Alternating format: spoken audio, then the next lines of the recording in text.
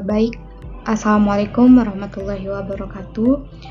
Perkenalkan, saya Mutiara Salselina, mahasiswa Ilmu Pemerintahan angkatan 2022 Universitas Jambi.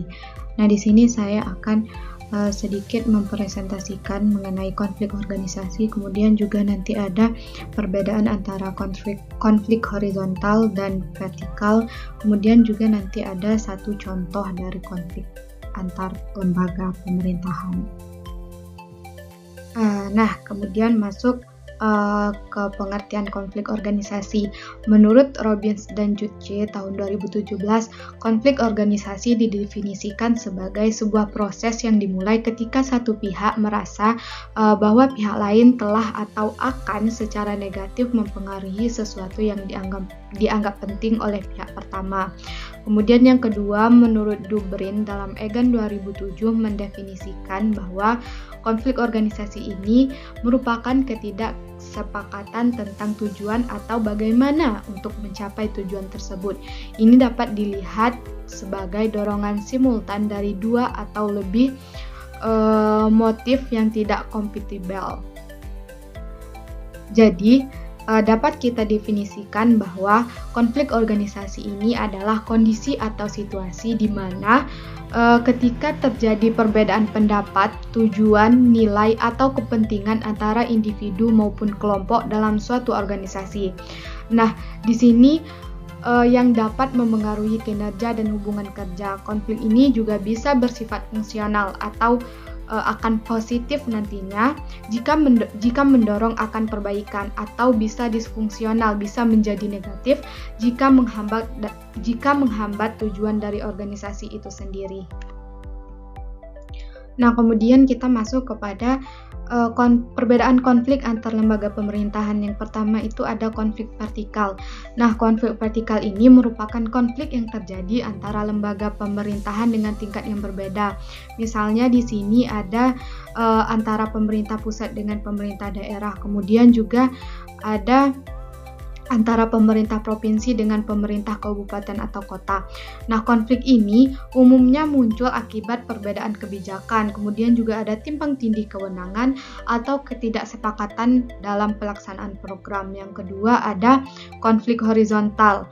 Nah, konflik horizontal merupakan konflik yang terjadi antara lembaga pemerintahan yang pada tingkat sama. Misalnya antar kementerian di tingkat pusat atau antar organisasi perangkat daerah atau OPD di tingkat daerah. Nah, konflik horizontal ini sendiri seringkali disebabkan oleh perebutan kewenangan, di mana alokasi sumber daya atau kurangnya koordinasi antar lembaga.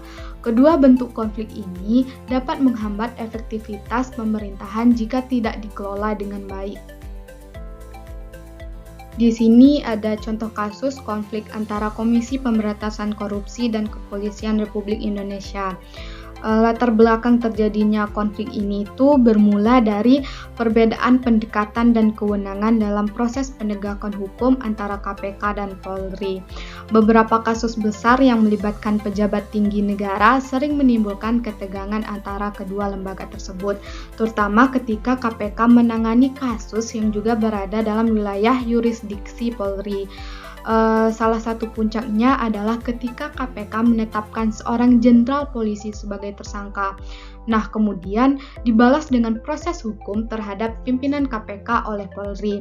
Peristiwa ini dikenal luas sebagai fenomena cicak versus buaya, simbol konflik antara lembaga anti rasuah dengan lembaga keamanan negara. Nah, jadi konflik ini nih termasuk ke dalam konflik horizontal. Mengapa? Karena terjadi antara lembaga pemerintahan yang berada dalam tingkat hierarki yang setara. Nah, ini juga ada analisis faktor penyebab terjadinya konflik. Yang pertama itu adanya tumpang tindih kewenangan penegakan hukum, di mana dalam kasus korupsi baik KPK maupun Polri tersendiri berwenang untuk menyelidiki dan menyidik, namun tidak ada mekanisme atau kerjasama yang kuat untuk menentukan siapa yang harus menangani suatu perkara. Kemudian yang kedua ada perbedaan budaya kelembagaan. KPK dibentuk sebagai lembaga independen yang berfokus pada pemberantasan korupsi dengan semangat reformasi dan integritas yang tinggi. Sementara itu, Polri memiliki struktur yang lebih birokratis dan masih menghadapi masalah internal terkait profesionalisme dan integritas. Kemudian yang ketiga ada ketegangan politik dan tekanan eksternal. Ketika KPK menyentuh aktor-aktor politik atau institusi strategis seperti Polri, seringkali muncul tekanan dari elit politik yang merasa terganggu.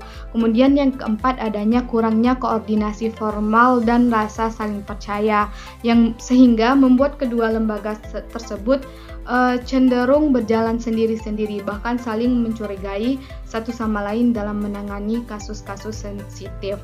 Nah, dampak dari konflik ini sendiri yang pertama itu ada menghambat penegakan hukum secara efektif, kemudian menurunkan kepercayaan publik terhadap lembaga penegakan hukum, kemudian juga menciptakan ketidakpastian hukum.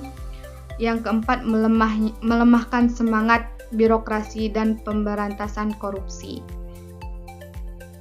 Nah, di sini saya akan memberikan solusi atau penyelesaian. Yang pertama itu dengan membuat regulasi yang lebih tegas. Pemerintah perlu merevisi undang-undang memperjelas pembagian kewenangan antara lembaga penegak hukum. Kemudian juga melakukan mekanisme koordinasi secara terpadu, dibentuknya forum lintas lembaga yang secara rutin mengevaluasi penanganan kasus bersama dan mediasi potensi konflik. Kemudian yang ketiga ada penguatan pengawasan independen, dibentuk badan pengawasan independen yang dapat menilai kinerja dan etika kedua lembaga tersebut. Kemudian yang keempat, ditanamkannya pendidikan anti korupsi dan etika kelembagaan sedari dini, meningkatkan kapasitas sumber daya manusia di lembaga tersebut agar lebih profesional dan bebas dari tekanan politik. Baik, sekian itu saja dari saya. Apabila ada salah ucapan atau kata, saya mohon maaf. Wabillahi taufiq wal hidayah. Wassalamualaikum warahmatullahi wabarakatuh.